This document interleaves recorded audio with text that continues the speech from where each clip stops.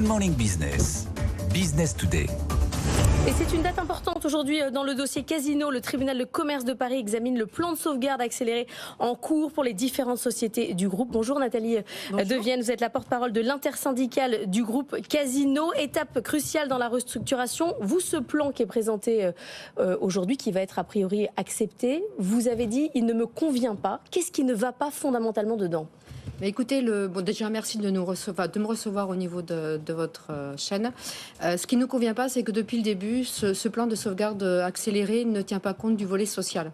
Donc dès le début, on nous a dit que ça concernait uniquement la restructuration financière et l'arrivée donc du consortium avec un apport de fonds. Or, à aucun moment, il n'a été tenu, on a pour parler en fait des salariés, de leur avenir, des conditions de travail, des risques de licenciement. Donc c'est pour ça que pour nous, aujourd'hui, la PSA n'est pas valable dans la mesure où il doit y avoir un volet social, dans la mesure où il y a des cessations d'activité, il y a obligatoirement effectivement une restructuration qui doit être faite et un réajustement des effectifs. Donc on voulait juste une transparence et une loyauté de la part de la direction et du consortium. Mais c'est vrai que ce dossier Casino, depuis le début, on parle de la dette, on parle des transferts de magasins d'une marque à l'autre, on parle assez peu des salariés. Vous n'avez pas mis de veto, c'est-à-dire que vous savez que ça va passer de toute façon. Alors non, je suis désolée, mais quand on a vu effectivement cette PSA qui se mettait en place, dès le début, on a vu ce manquement. Donc on est intervenu, on a cherché en vain à avoir le consortium au rendez-vous, donc chose qu'on a obtenue. On s'est battu, on a fait des mouvements syndicaux, des mobilisations le 5 décembre sur le siège de Vitry, sur le siège de Saint-Étienne. On a fait également des mobilisations le 14 décembre également sur le siège de Vitry. On a fait une mobilisation sur Saint-Étienne avec les Stéphanois et Stéphanoises le 17 décembre. Et on n'arrête pas. Et là, récemment, au niveau de l'avis du comité central de DCF, nous avons donné un avis défavorable à l'unanimité, mais par contre avec des recommandations. C'est-à-dire qu'à aujourd'hui, l'avis est défavorable. Par contre, si la direction actuelle et le consortium se mettent autour de la table pour dire oui, effectivement, on va quand même négocier peut-être post-plan validé en fait par le tribunal de commerce.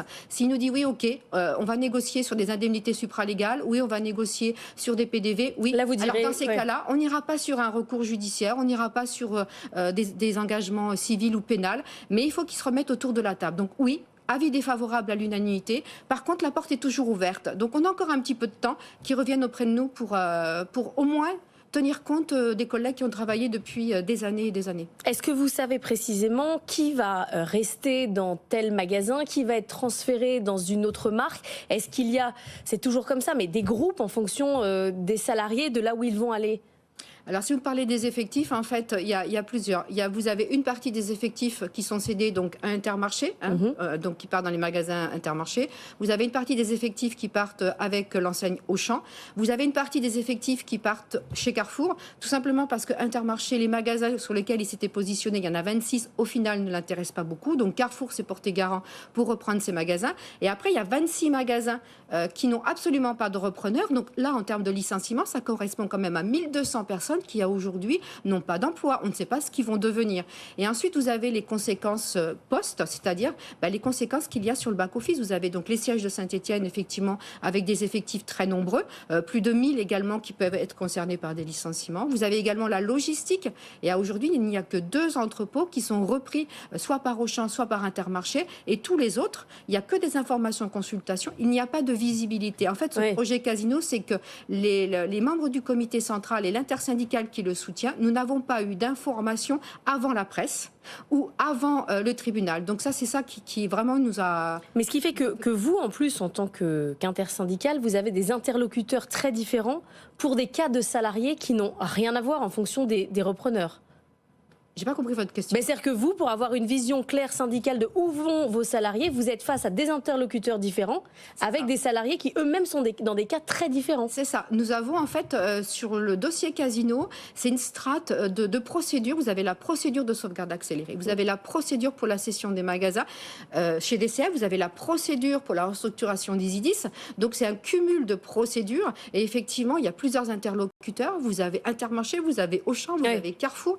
Ensuite, on a la direction de Casino actuelle, on a le consortium, on a Attestant, enfin, on a le tribunal de commerce, on a les administratrices. Donc, imaginez bien que nous, l'intersyndicale et les membres du comité central, on s'est dit, mais il faut aussi qu'on soit accompagnés. C'est pour ça qu'on a effectivement pris avec nous des avocats experts en juridique, des avocats experts en PSA et également des expertises en risques psychosociaux, puisqu'à aucun moment, personne ne s'est soucié de la santé morale des collègues qui, en ce moment, se demandent ce qu'ils vont devenir. Vous avez eu des contacts avec Daniel Kretinsky ?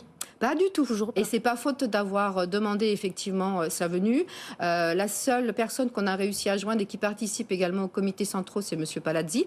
Et puis nous avons essayé de joindre toutes ces personnes, mais on n'y arrive pas. On a même essayé de joindre Monsieur Cotillard.